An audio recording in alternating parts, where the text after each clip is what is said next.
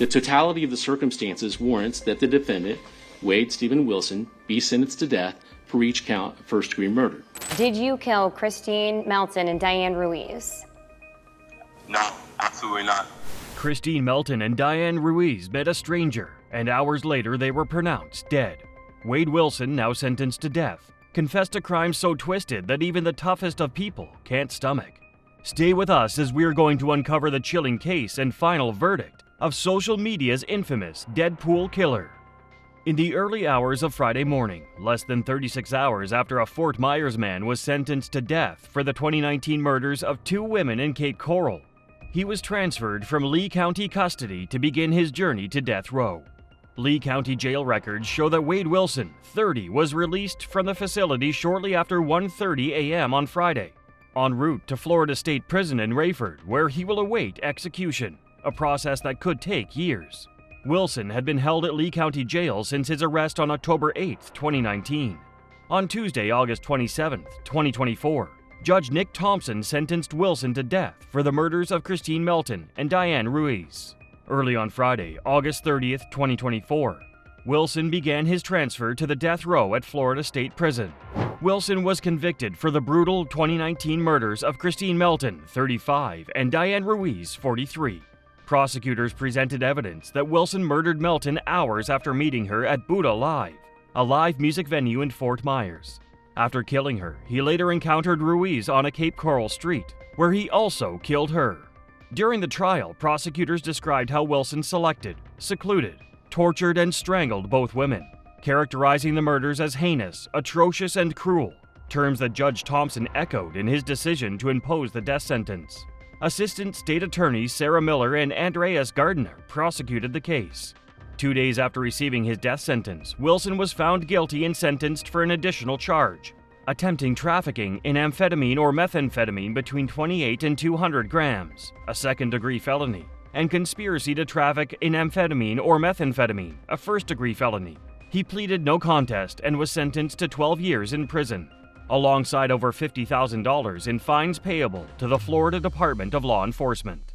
These sentences allow Wilson to transfer to death row more quickly, rather than remaining in Lee County Jail while awaiting trial for the drug charges. The state attorney's office stated that these sentences will run concurrently with the 2 death sentences Wilson received on Tuesday, following his June 12th conviction of 2 counts of first-degree murder for the deaths of Melton and Ruiz. A Lee County jury had recommended death sentences with 10-2 and 9-3 votes for each victim, following Wilson's capital murder trial.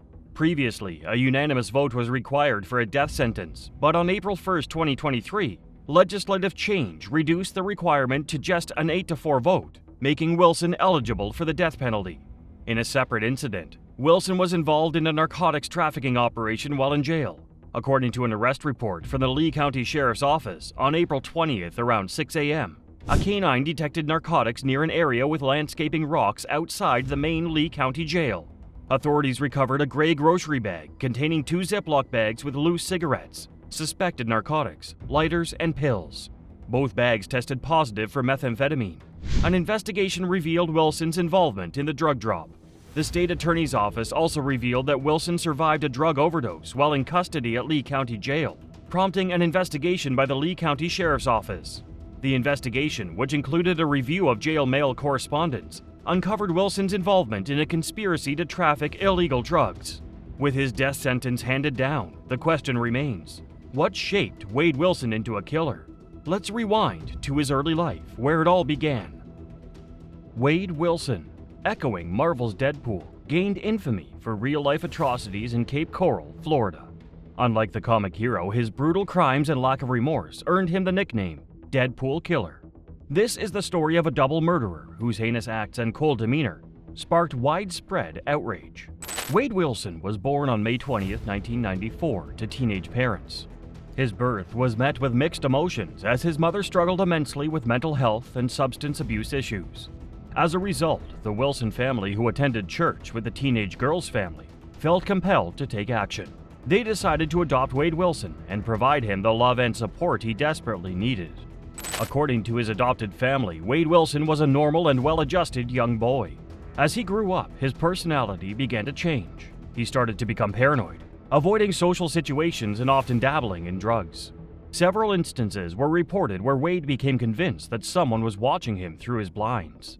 When Wade was 13 years old, his adopted father had to make the difficult decision to call the authorities. Wade's father discovered substances in Wade's possession, which posed a significant threat to both himself and others. As a result, the Wilson family had no choice but to Baker Act him. The Baker Act is a Florida state law that provides a temporary involuntary commitment to a mental health facility for people who pose a threat to themselves or others. Despite his struggles, Wade received good grades in school and did well in athletics. He did sustain several head injuries from playing sports, several of which resulted in concussions. However, CT scans of Wade's brain never showed any skull fractures or bleeding. As Wade became a young adult, he started to form a criminal history. By 2010, he had been charged with at least 20 different crimes. In 2018, Wade began dating Kelly Matthews. At first, her relationship with Wade seemed relatively normal, but his true side began to emerge as time passed. 1 year into their relationship, Wade tied Kelly up, drove her to the Florida Keys, and sexually assaulted her. According to Kelly, Wade's previous girlfriend has also confided in her trial that Wade had sexually assaulted her, too. However, Wade's worst crimes were still to come. On October 7, 2019, the serene community of Cape Coral, Florida, was shattered by an event of unspeakable horror and tragedy. The man behind this nightmare was Wade Wilson, whose actions on that fateful day left an indelible mark on the lives of countless residents. A day earlier, on October 6th, 25-year-old Wade Wilson ventured to the Boot Alive, a lively bar in Fort Myers, with his girlfriend of 6 months, Melissa Montas. Arriving in Melissa's car, the evening began as a typical night out, filled with fun and laughter. However, the mood swiftly darkened. The couple clashed when Wade expressed his desire to visit someone's house, a suggestion Melissa firmly rejected. In a fit of anger, Wade stormed out of the bar. Melissa followed, only to witness Wade driving off in her car, abandoning her in the parking lot. Melissa quickly called her friend Amy, who came to her rescue and took her back to her place for the night. The next morning, Melissa discovered multiple missed calls from an unfamiliar number. When she returned the call, she was met with an enraged Wade on the other end of the line. Wade demanded to meet her, and given his history of substance abuse and violence, Melissa insisted on a public location for their encounter. They agreed on a spot in front of a business called Mila's Spa. When Wade arrived without Melissa's car, her suspicions grew. Confronting him about the missing vehicle, Melissa was met with aggression. Wade reached through the car window and violently dragged her by her dress. Once he realizes that the threads were becoming, I was getting away from him and he was still holding onto the dress, he opens the car door, obviously forgets to put it in park. The car starts to roll forward. He tackles to me to the ground. The car grazes both of our legs and I'm pummeled to the ground. Did you have occasion to become involved in an investigation involving a battery that occurred at a spa known as Mila's Spa, involving a young lady by the name of Melissa Montas? Yes, I did. Melissa eventually managed to escape Wade's grip after enduring a prolonged beating. She ran to a nearby business where she sought refuge. The police responded promptly to the domestic violence call. Melissa later reflected on the incident, her voice trembling as she recounted the terrifying details. Violent, aggressive, tried to pull me in the car physically, and I resisted, got plank style so that he could not grab me into the vehicle. When the officers arrived, Melissa informed them that Wade had fled the scene in a black Nissan Versa. She also revealed that she had lived with him for 2 months prior to his arrest and subsequent imprisonment, which lasted nearly 4 months. So what did you do in response to when you saw blood on the interior of that vehicle? We ended up breaking Officer Amata broke the driver's side window of the vehicle, and due to the circumstances of us not being able to get in contact with the registered owner, we broke the window and popped the trunk, and we checked the trunk to make sure that there was nobody inside. The number Wade used to call Melissa was traced to a woman named Kristine Melton, a name Melissa claimed she had never heard before. Officers proceeded to the address associated with the number, intending to arrest Wade for domestic violence. What they encountered at the residence was both disturbing and horrifying. When officers arrived at Kristine Melton's house, they found that police from another jurisdiction were already on the scene. The new officers quickly learned that Kristine Melton had been murdered in her home. She had been strangled to death while she slept. 35-year-old Kristine Melton was remembered as a woman who loved deeply and was known for her fierce protectiveness. A waitress by profession, she became the focus of a homicide investigation launched by Cape Coral authorities. Her car, a black Nissan Versa, was reported missing, adding another layer of urgency to the investigation. A close friend of Kristine's, her voice trembling and eyes glistening with tears, recounted the harrowing events of that dreaded night. I'm going to ask that you take a look first at 10E. Do you recognize this? Yes. That's And what does it Kristine. show? That's the tattoo on Kristine's leg. And then I'm also going to have you look quickly at 13. Do you recognize that? Yes, it's Kristine. And is that after she had passed? Yes. And a permission. First of all, the state would move 10E and 13 into evidence. To be admitted. Permission to publish. You may. Judge, I would ask that 13 be passed around to the jurors rather than display that one. Okay. It wasn't long before investigators made the connection, and Wade Wilson emerged as a suspect in Kristine Melton's murder. The same officer who had responded to Melissa's call was also tasked with confirming that the driver spotted by a witness in the restaurant parking lot was, in fact, Wade Wilson. Keys in the car.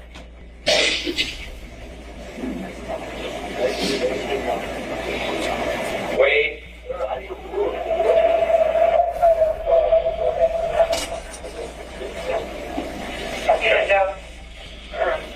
Just wait till my partner gets here. L41, gonna need a couple more units. Don't go anywhere. Hey.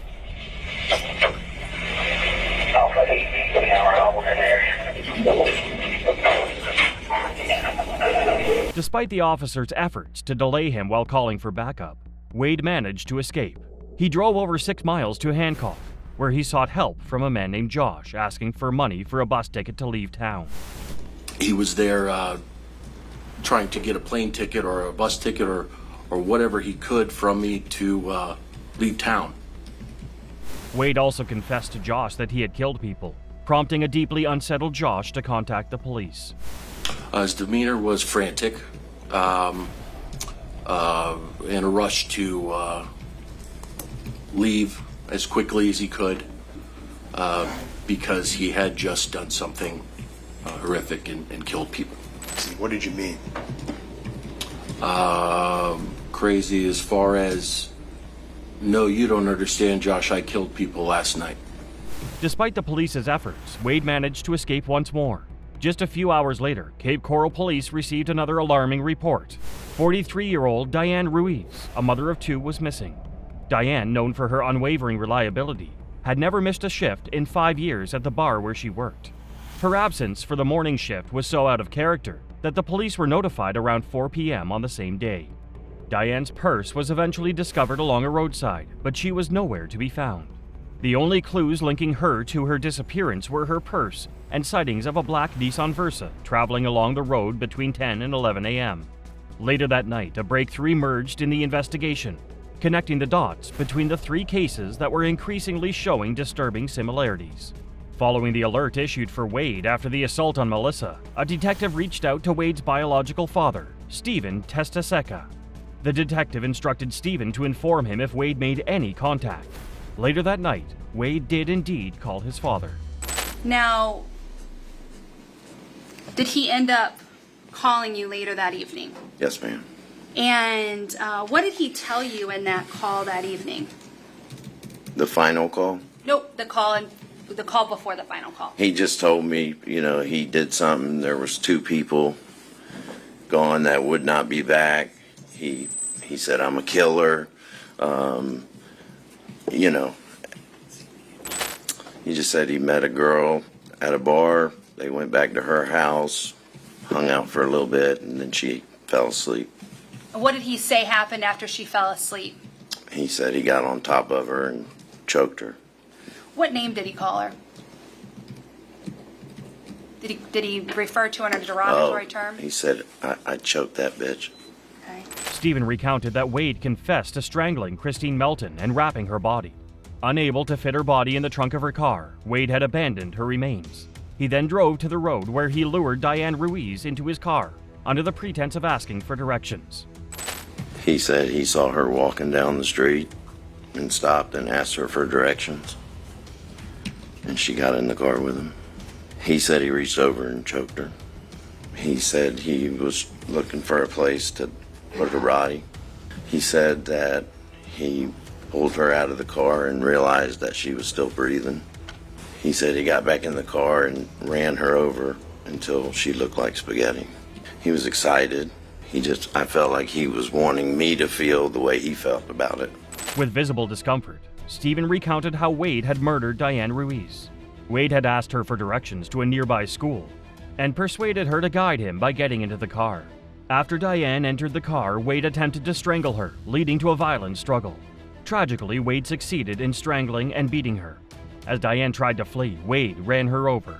Observing that Diane was still alive, he got back into the car and deliberately ran her over more than 20 times. Wade later called Stephen and bragged about his actions, stating he wanted Diane to look like spaghetti. So what did you tell him when he was asking for your help? I just told him to call me back around dinner time. I'd be done working and we'd figure it out. Disturbed by Wade's lack of remorse and the excitement in his voice, Stephen realized the gravity of the situation and decided to contact the police. Thanks to the crucial information provided by Stephen, the police were able to track down Wade. He had broken into the home of a married couple who were fortunately away in Ohio that morning. Several officers were dispatched to the scene, and after 30 minutes of peaceful negotiation and verbal commands, Wade emerged and was taken into custody. He was then transported to the Cape Coral Department for booking before being transferred to the Lee County Jail. On October 15th, a report revealed that Wade, from the Lee County Jail, had called Melissa and confessed to the murders of Kristine Melton and Diane Ruiz. Ruiz's body was discovered 3 days later in a field, with vultures circling above. Melissa recounted to the news outlet, he admitted over the phone that he murdered both those women. He strangled both of them.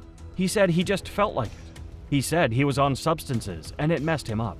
Melissa had previously told the police that had Wade succeeded in dragging her into his car after the attack outside the spa, she wasn't sure she would have survived. As it turned out, Melissa's fears were well-founded. 6 weeks after the brutal murders, Wade Wilson was indicted. He faced charges of 2 counts of first-degree premeditated murder, as well as 1 count each of battery, grand theft of a motor vehicle, burglary of a dwelling, and petty theft. The day following his indictment, Wade's first court appearance occurred via remote video, with him participating from jail. Following his arrest, Wade was held without bail, and the judge overseeing his initial hearing denied him bond. Consequently, all of his subsequent hearings took place from jail. Wade's trial faced delays beyond the usual time frame due to numerous trial motions. In September 2020, Wade and his cellmate plotted an escape from the Lee County Jail. Court revelations indicated that both men were allegedly affiliated with a white supremacist gang and planned their escape for around 1 a.m. Police were tipped off and discovered that their cell window had been tampered with. Despite the thwarted escape attempt, it took over 3 years before Wade Wilson finally faced a jury. During his extended time in prison before sentencing, Wade underwent several notable transformations, the most striking of which was the addition of numerous facial tattoos. Many of these tattoos featured Nazi symbols, reflecting a disturbing lack of remorse or repentance. Among the most alarming was a swastika inked on the side of his head, a symbol closely associated with Adolf Hitler and the Nazi regime. Now, did he look different back then than he does today? Yeah, he didn't have all this. When you say all this? The tattoos. Has his appearance changed since the time that you met him? Yes, he has a lot more tattoos on his face. He did not have any facial tattoos the night we met him. Due to Wade's drastic appearance change, his defense requested that the court permit the use of facial makeup and street clothing to conceal his tattoos, arguing that his appearance might prejudice the jury. Although the court granted this request, Wade chose to forego any cover-up. By June 2024, with the trial's delays no longer tolerated, Wade appeared in court with his tattoos fully visible and dressed in a suit. On June 10, 2024, a 12-person jury was seated, and the long-awaited trial of Wade Wilson for the murders of Kristine Melton and Diane Ruiz commenced. Opening statements were delivered, and multiple witnesses took the stand. Many testified that Wade had confessed to the murders, and with overwhelming evidence against him, the defense did not dispute his confessions. Instead, they presented an insanity plea, characterizing Wade as whacked out of his mind. The insanity plea was not approved, and after 2 arduous hours of deliberations and closed-door examinations, the jury reached a verdict on the charges against Wade. If 8 or more jurors vote for the death penalty, your recommendation must be for the death penalty. We, the jury, unanimously found the state proved one or more aggravating factors. 5 years after the brutal murders of Kristine Melton and Diane Ruiz, the jury found Wade Wilson guilty on all counts. 10 of the 12 jurors unanimously recommended the maximum punishment, the death penalty. Throughout the trial and the reading of the verdict, Wade displayed no emotion, save for a smirk directed at the judge. His demeanor made it clear that he felt no remorse for his heinous actions, and if he harbored any fear of facing the death penalty, he never showed it. The families of the victims were reported to have wept and expressed visible relief upon learning that Wade Wilson was finally going to be held accountable for his actions. Kristine Melton was my best friend and my cousin until October 7th, 2019. My father unfortunately passed away when I was only 11 years old. My mother was all I had left. She didn't think I gave her a kiss goodbye. Had you? Of course. On August 27, 2024, Judge Nicholas Thompson has now upheld the jury's recommendation, confirming the death penalty. This confirmation means that Wade, now 30, will be transferred to Florida's death row at Union Correctional Institution, marking the start of a long and arduous appeals process that could extend for years. One man's actions tragically altered countless lives, and in the case of Wade Wilson, he forced his biological father into profound emotional turmoil. Stephen Testaseca grappled with the decision of whether to report that his son, whom he had fathered in his early teens, was a murderer and a psychopath. Justice has been served. Stay with us for the next video, where we uncover more jaw-dropping cases that will challenge everything you thought you knew.